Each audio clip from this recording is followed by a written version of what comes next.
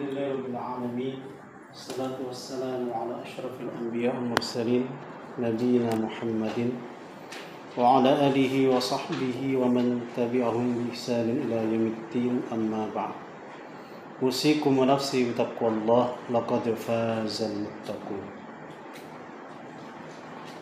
Ya khairillah, segala puji bagi Allah atas segala nikmatnya.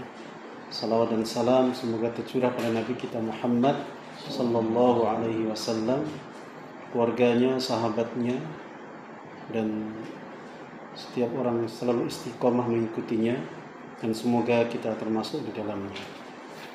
Ya ikhwatifillah, pada malam ini kita melanjutkan pembahasan kita masih di surah Al-A'la, insyaallah di ayat yang ke-9 ya. Pada ayat sebelumnya ada dua busyra ya, ada dua kabar gembira, ada dua nikmat yang Allah berikan kepada Rasulullah sallallahu alaihi wasallam. Apa itu nikmatnya? Yaitu sanuqri'uka fala tansa illa masya Allah. Kemudian wa nuyassiruka lil yusra. Itu dua nikmat yang sangat besar. Yang pertama, nikmat Nabi bisa menerima Al-Qur'an dengan mudahnya, dengan kemudahan dari Allah Subhanahu wa taala. Padahal sebelumnya ketika setiap Jibril turun, itu kan lisannya ngikutin kan ya, ngejar gitu. Setiap Jibril menyampaikan, dikejar supaya cepat hafal. Tapi kata Allah, inna alaina jam'ahu wa Qur'an. Nah, ini senada dengan ayat ini. Sanuqri'uka fala tansa. Kami akan bacakan engkau dan engkau tidak akan pernah lupa. Nah, ini nikmat. Yang kedua, wa nuyassiruka lil yusra. Ini kabar gembira, nikmat yang mana Rasulullah sallallahu alaihi wasallam itu diberikan agama al-hanifiyah as-samha. Agama yang lurus, agama yang sangat-sangat mudah. Jadi sudah mudah, kemudian lurus dan mudah. Kemarin kita bahasanya apa? Mudah, murah, meriah. Artinya sangat-sangat mudah. Ajaran Islam ini sangat-sangat mudah dijalankan, nggak susah. Nah, setelah mendapatkan dua kemudahan itu, atau dua nikmat, atau dua kabar gembira itu, ada mulai perintah. Ada yang namanya misi. Ada risalah. Setelah dapat Al-Quran, setelah mendapatkan isi dari Quran, yaitu ajaran Islam yang hanifiyah samha, maka kemudian fadzakir in nafa'atid dzikra. Fadzakir in nafa'atid dzikra. Ayat ya Muhammad an-nasa bil Qur'an wa arsyidhum ila sabilil khair wahdihim ila syara'i'id din. Jadi setelah dapat Al-Qur'an, setelah jelas agama yang disampaikan kepada beliau, yang diturunkan kepada beliau, maka sampaikan. Ingatkan. Wa arsyid, dan apa? Irsyad itu apa? Tunjukkan, arahkan. Wahdihim, nah, lebih pas ini, dan tunjukkan. Jadilah engkau sebagai al-hadi yang menunjukkan mereka kepada Quran, kepada jalan kebaikan, kepada syariat agama yang lurus dan yang mudah bagi anak manusia. Jadi fadzakir, artinya tugas Rasulullah SAW adalah menyampaikan, mengingatkan. Fadzakir. Nah, nanti ada tugas besarnya kan dua kan, isi zikronya kan dua. Apa? Basyiran wa nadhira. Memberi kabar gembira, membawa kabar gembira, atau wa nadhira, memberikan peringatan. Sebagai basyir, sebagai nadhir, memberi peringatan. Kalau kalian di agama yang lurus ini, ya siap-siap tempatmu di tempat terbaik. Siap tinggal di surganya yang penuh dengan ridho dari Allah Subhanahu. Tapi ada nadir juga. Kalau kalian berpaling, ya siap-siap. Kalau yatabau maq'adahu minan nar, siap-siap tempatnya di neraka. Na'udzubillah tsumma na'udzubillah. Jadi fadzakir ada sambungannya ini. Inna fa'atid dzikra. Ai wa dzakir haitsu tanfa'u dzikra. Kalau memang dzikra itu bermanfaat. Artinya ayat ini makna pertamanya. Kalau mendatangkan manfaat. Berarti kalau dipakai mafhum mukhalafahnya, udah belajar usul fikih belum? Ada mafhum muwafaqah, ada mafhum mukhalafah. Misalnya Abdel berdiri, oh berarti enggak duduk. Itu namanya mukhalafah. Jadi beri peringatan, peringatan zakir kalau memang peringatan itu bermanfaat. Berarti kalau nggak bermanfaat, nggak diberi. Ibaratnya begitu. Kan ini kenapa diartikan seperti ini? Karena Nabi SAW sudah berulang-ulang mengingatkan. Artinya kaumnya Rasulullah SAW, umat yang waktu itu sahabat dan orang-orang Quraisy itu, ada yang beriman, ada yang kafir. Beliau sudah menyampaikan, beliau sudah tazkir atau tazkirah, sudah menyampaikan, mengingatkan. Tapi yang macam-macam manusia kan sudah diingatkan. Nah, sekarang ingatkan kalau memang itu bermanfaat. Nah, nanti di ayat berikutnya ya. Nah, ini makna pertamanya. Makna keduanya, inna fa'atiz dzikra, diartikan sesungguhnya dzikra itu bermanfaat. Peringatan itu bermanfaat.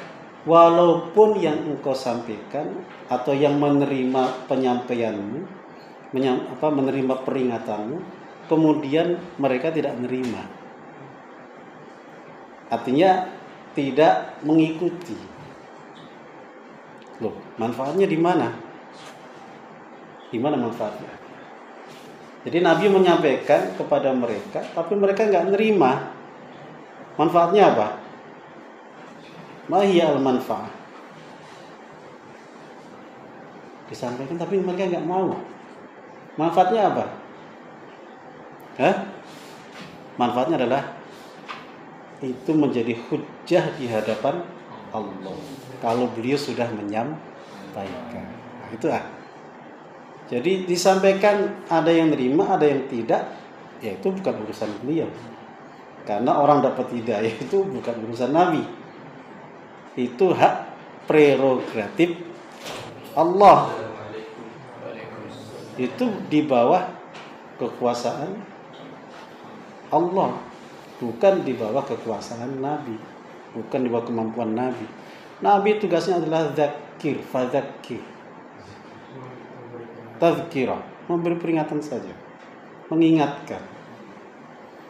Maka kalau mereka kemudian tidak menerima, Nabi sudah menyampaikan risalah. Nabi sudah melaksanakan tazkirah. Ini ayat. Jadi pertama itu menjadi hujjah. Jadi walaupun nggak diterima, Nabi sudah menyampaikan. Nah, itu manfaatnya apa? Menjadi hujjah. Yang kedua, bisa jadi dengan menyampaikan ini, melakukan fadzakir ini, sebagian menolak ya urusan mereka, tapi sebagian yang lain menerima. Bermanfaat tidak? Bermanfaat. Nah itu nanti di ayat berikutnya. Fadzakir in nafa'atiz dzikra. Sayadzakkaru may yakhsha. Ya, nah, di sini sayadzakkaru may yakhsha. Nah, yang dapat manfaat ini. Artinya dapat manfaat plus. Artinya Nabi sudah menyampaikan itu manfaat, ya kan? Manfaat kedua, ada orang yang kemudian mereka menerima peringatan. Sayadzakkaru may yakhsha. Siapa yang bisa menerima peringatan Nabi? Mereka adalah orang-orang yang memiliki rasa takut kepada Allah Subhanahu wa ta'ala. Artinya orang yang punya keimanan, orang yang punya jiwa yang hati yang lembut, yang mereka takut dengan Allah Subhanahu wa ta'ala, yang mereka memiliki khasyah kepada Allah Subhanahu wa ta'ala, yang mereka khawatir dengan bagaimana nanti masa depan di akhirat mereka. Artinya mereka sangat butuh Allah, mereka sangat ingin dan berharap kebaikan nanti di akhiratnya. Ini orang yang bisa menerima. Jadi sayadzakkaru may yakhsha.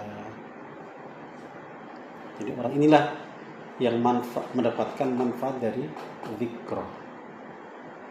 Jadi orang yang siap dengan hatinya itulah yang bisa menerima tazkirah, bisa menerima hidayah, bisa menerima peringatan, bisa menerima arahan.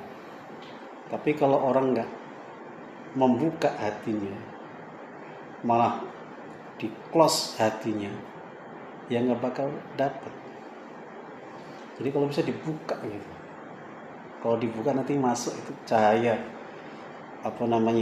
hidayah itu akan masuk.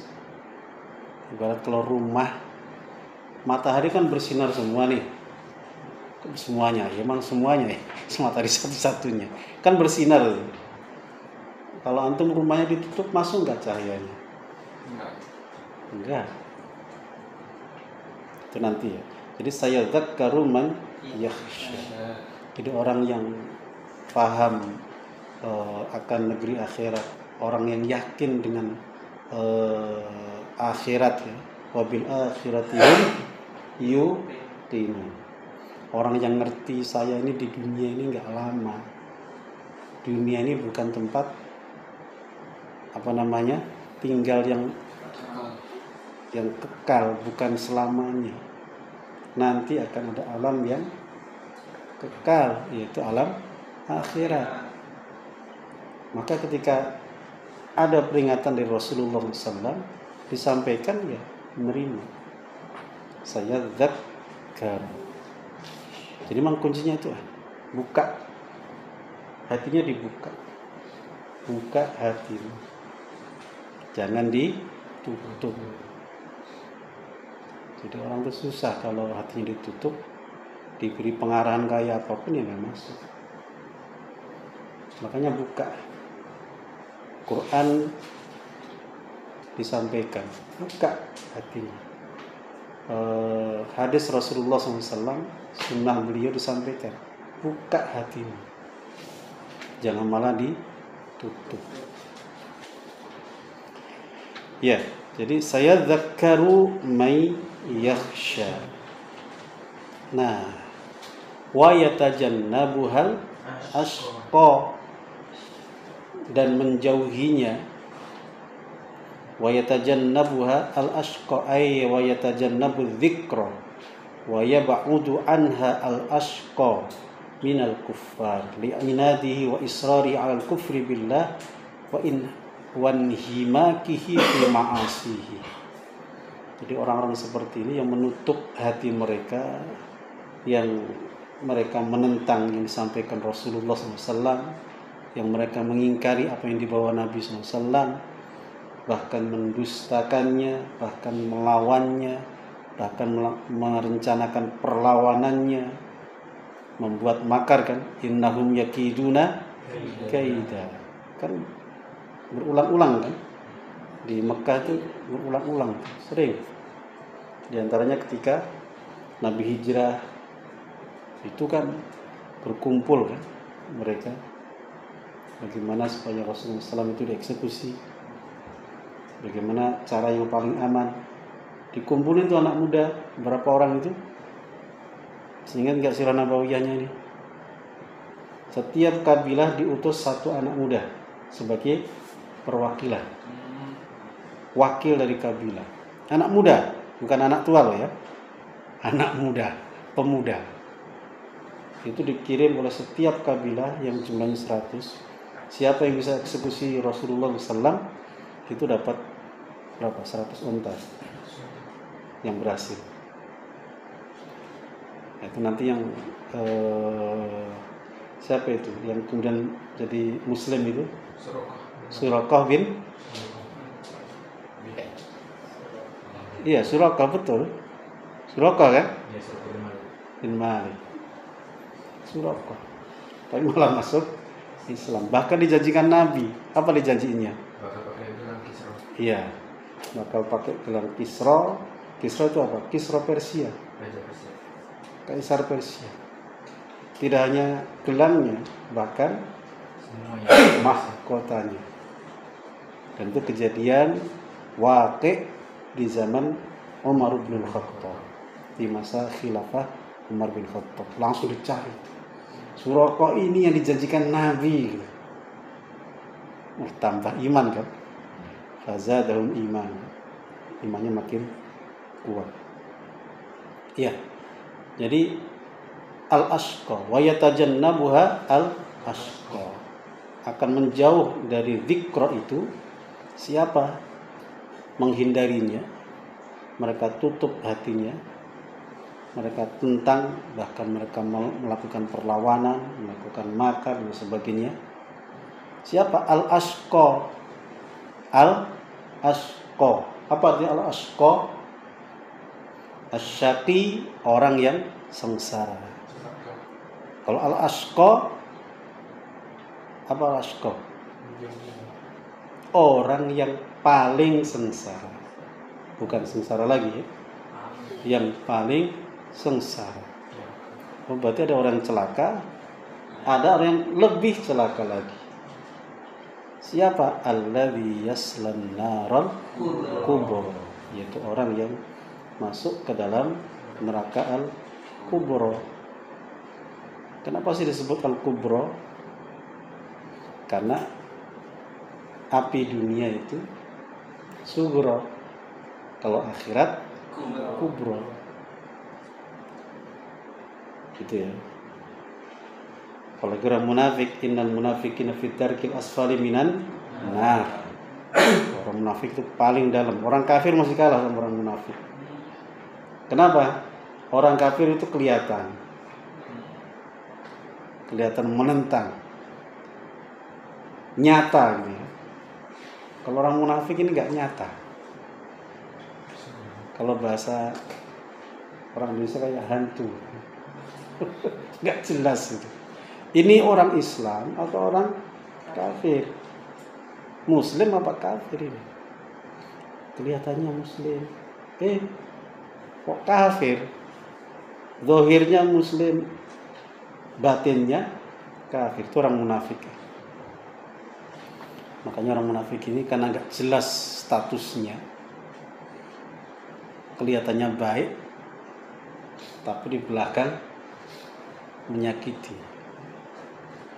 Na'udzubillah min dzalik. Ya, innal munafiqina fi darkil asfali minan nar. Jadi orang yang paling celaka adalah al-ashqa, adalah alladzi yaslan naral kubra. Ya, nanti di surat apa itu? Surat Al-Lail ya, udah lewat ya. Wa sayujannabuhal atqa. Nah, jangan sampai ketuker loh ya. Jangan sampai di sini ya. Wa yatajannabuhal atqa. Lah, gimana? Orang paling bertakwa kok malah menjauhi peringatan Rasulullah? Nggak mungkin dong. Ya.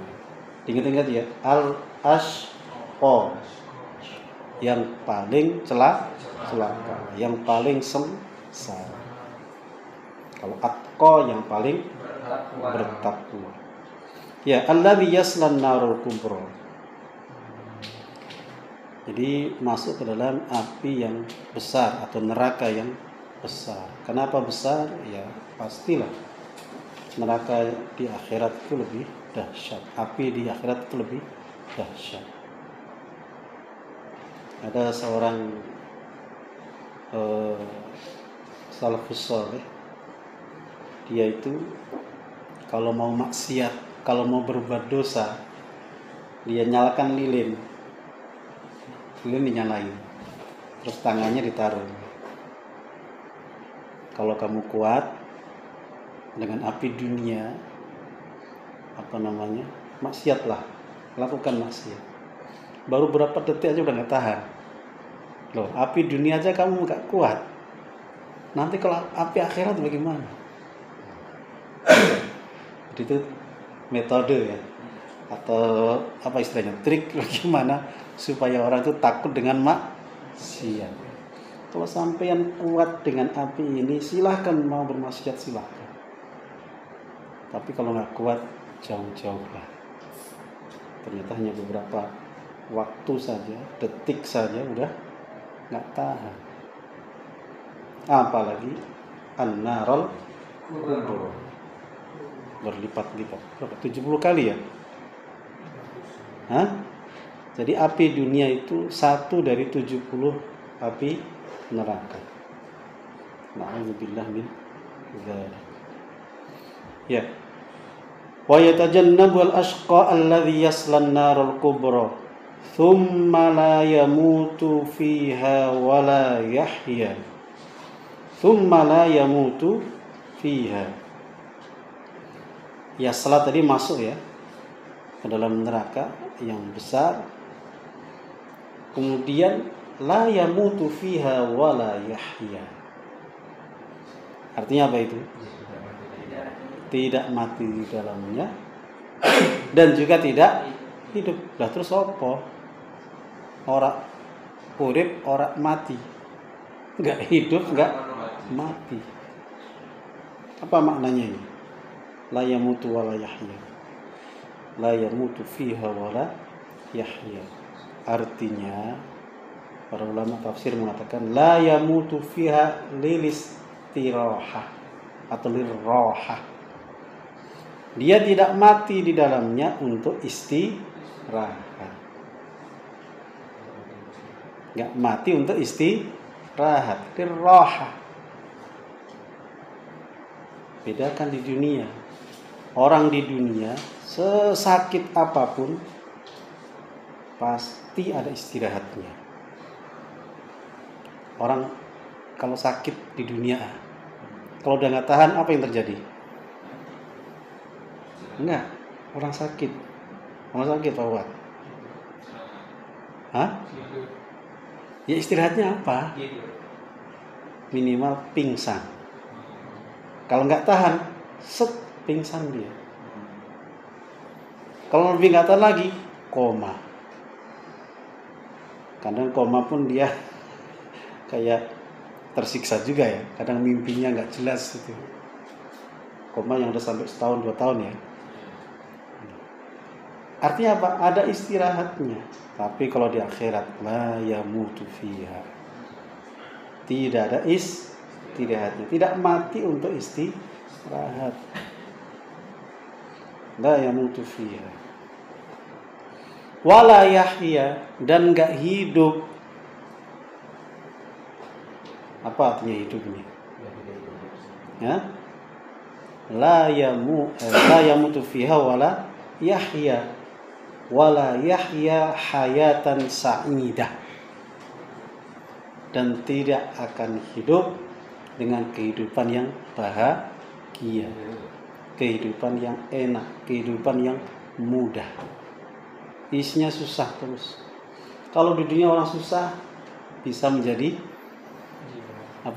bahagia setelahnya kan. Kalau di sana nggak bisa. Kalau di neraka ya susah, betul-betul susah. Makanya la yamutu fiha wala yahya. Maka na'udzubillah min dzalik. Jadi orang di akhirat ketika masuk neraka, ashabun nar itu la yamutu fiha wa la yahya. Jadi betul-betul nggak pernah mati. Artinya azab itu nggak akan pernah berhenti. Terus juga nggak dapat kehidupan yang menyenangkan. Pengen minum, apa minumnya? Udah kehausan, haus. Pengen minum, dipenuhi minumnya. Tapi minumnya apa? Air yang sangat panas. Faqat to'a am'a'ahum. Kemudian memotong, memutus.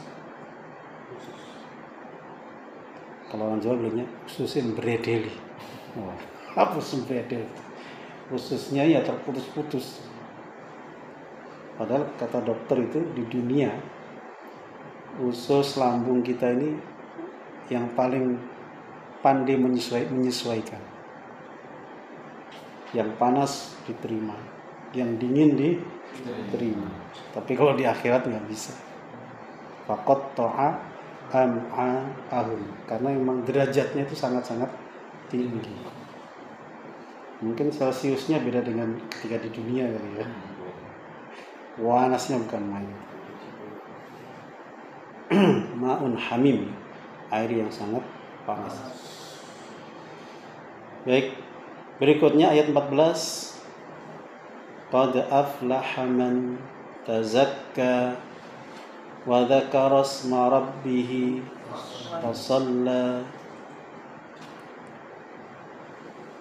Jadi sungguh beruntung man tazakka, orang yang mensucikan dirinya. Ay qad faza wa naja minal adzabi man tatahhara minasyirki fa amana billahi wa wahhadahu wa amala bi syara'ihi. Jadi qad aflaha, sungguh beruntung, sungguh sukses, sungguh bahagia. Ini terkait dengan sebelumnya. Bahagia kenapa? Terhindar dari an-narul kubra. Wa man udkhilal jannata faqad faz. Ya kan? Faman zuhziha 'anil nar wa udkhilal jannah faqad faza. Nah, faza dengan aflaha itu adik kakak. Faza berhasil. Berhasil kan?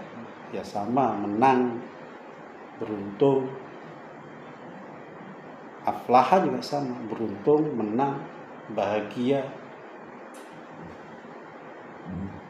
Tapi ada syaratnya. Orang yang kaya apa? Yang memenuhi kriteria apa? Yaitu man tazakka. Man tazakka. Orang yang membersihkan dirinya minasyirki, dari kesyirikan, dari kekufuran. Jadi bersih dari kotoran syirik, bersih dari kotoran kekufuran. Wa dzakara asma rabbih, dan selalu menyebut nama Rabbnya. Artinya mengagungkan Allah, membesarkan Allah, mensucikan Allah. Ini kaitannya dengan tauhid. Ya bisa diartikan zikir juga boleh. Fasalla, dan kemudian dia sholat. Ini penggabungan ya. Akidahnya bagus, kemudian syariatnya juga bagus. Artinya dengan ibadah ya. Jadi akidahnya, ibadahnya jalan semua. Keyakinannya benar, yakin dengan Allah, beriman kepada Allah, sekaligus kemudian menjalankan ibadahnya. Jadi nggak cukup ikrar Allah Tuhannya, tidak hanya cukup menyatakan Allah itu Esa, Allah satu, tapi mana buktinya kamu menuhankan Allah? Mana buktinya kamu hanya yakin dengan Allah? Kamu menyatakan Allah adalah Tuhanmu. Nah, dibuktikan dengan fasallah. Ini pakai fa ya. Berarti segera. Ya kan? Kalau sudah mengakui Allah sebagai Rabb-nya, buktikan dalam ubudiyah kita. Kalau memang kita mengaku Allahu Rabbuna, Allahu Khaliquna, Allahu Razikuna, Allahu apa lagi ya? Allahu Khaliquna, Allahu Akbar. Ya bolehlah, Allah Maha Besar. Intinya keyakinan itu harus dibuktikan. Jadi nggak cukup Allahu Rabbuna, lanjutkan Allahu Ilahuna. Artinya Allah itu yang hanya dan yang paling layak satu-satunya mendapatkan ibadah dari kita. Artinya harus mendapatkan ubudiyah dari kita. Bukan untuk apa? Allah manfaatnya. Untuk siapa manfaatnya? Ya untuk kita. Jangan dipikir kita beribadah kepada Allah, Allah dapat manfaat. No. Itu manfaatnya untuk kita. Kan ada hadisnya itu.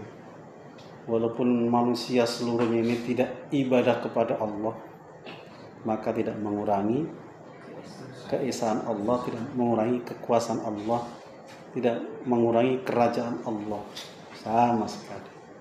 Justru yang rugi siapa? Manusianya. Maka sekali lagi tazakka, kemudian wadzakara asma rabbih, dilanjutkan fasalla. Nah ini kenapa yang disebut cuma salat? Why? 5 le kalau orang Mesir bilang le. Kenapa? Karena salat itu adalah apa? Ibadah yang paling utama. Artinya ciri manusia yang benar itu ya salatnya dulu dilihat bagaimana salatnya. Jaga enggak salatnya? Menikmati enggak salatnya? Itu ubudiyah yang paling kelihatan, yang paling nampak. Nikmat enggak salatnya? Lezat enggak salatnya? Kok belum lezat, belum merasakan kekhusyuannya? Nah, berarti belum menikmati itu namanya. Oke ya. Fasalla.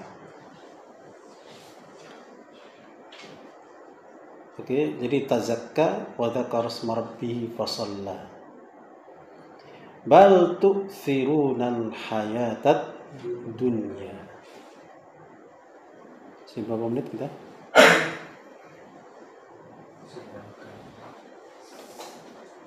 Oke. Jadi sekali lagi tadi fasalla betul-betul menunjukkan ahammiyatu as-salawat. Pentingnya salat 5 waktu. Ini terutama yang fardu dulu ya. Yang fardu perhatiin dulu. Ada hadis qudsi itu kan, man adali waliyan faqad adantuhu bil harbi. Wa ma taqarraba ilayya 'abdi bi syai'in ahabba ilayya mimma aftaratu alaihi. Atau kama qala Rasulullah sallam fi riwayati an Rabbi azza wa jalla. Jadi siapa yang memusuhi waliku, maka aku maklumatkan perang kepadanya. Nah, ciri-ciri wali itu apa? Ketika dia taqarrub kepada Allah dengan yang fardu. Ada arba'in ada loh itu. Ada kan? Di hadis arba'in itu. Jadi perhatikan yang fardu dulu. Yang wajib dulu. Baru kemudian salat nawafil. Salat sunnah. Jangan kebalik. Sunnah diperhatikan, yang fardu dilewatkan. Qiyamul lail 23 rakaat dari jam 12 sampai jam 4. Giliran adzan subuh 14 tidur. Nah, ini kebalik-balik namanya. Jadi harus fardu yang didulukan, yang utamakan. Jadi ciri wali itu apa? Memperhatikan yang fardu, baru kemudian yang sunnah. Jadi jangan lihat wali bisa terbang, wali bisa katanya Jumatannya bukan di Darul Razak, Jumatannya di Mekah. Kok sampean cuma di warung saja nggak Jumatan? Oh, Jumatanku beda sama sampean gitu ya. Jumatanku di Mekah, Jling sampai Mekah sana. Jadi lihat bagaimana kesehariannya. Bisa terbang ya, kayak gitu kan nggak terus-terusan. Sesekali muncul karomah itu nggak apa-apa. Tapi kalau terbang,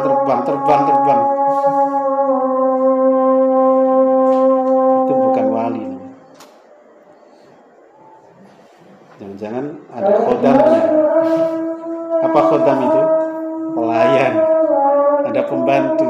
Minal jinni, dari jin. Na'udzubillah min dzalik. Jadi bukan wali Allah, ternyata min auliya'is syaitan. Walinya syaitan. Na'udzubillah min dzalik. Baik, sekali lagi ini sebagai pengingat buat kita semuanya agar kita ini selalu tazakka ya. Kemudian dzakaras wa dzakaras marbi, kemudian fasal agar terhindar dari apa? Tadi an-nar kubur. Itu berarti kita menerima peringatan dari Rasulullah sallallahu alaihi wasallam. Baik, saya kira sampai di sini. Insyaallah nanti dilanjutkan di ayat 16 sampai ayat 19. Berapa pertemuan ya? Ini ketiga ya. Alam bisa 4 pertemuan ya. Baik, sekira itu semoga bermanfaat. Aku qouli hadza astaghfirullah li wa lakum. Subhanakallahumma bihamdika asyhadu an la ilaha illa anta astaghfiruka wa atubu ilaik. Assalamualaikum warahmatullahi wabarakatuh.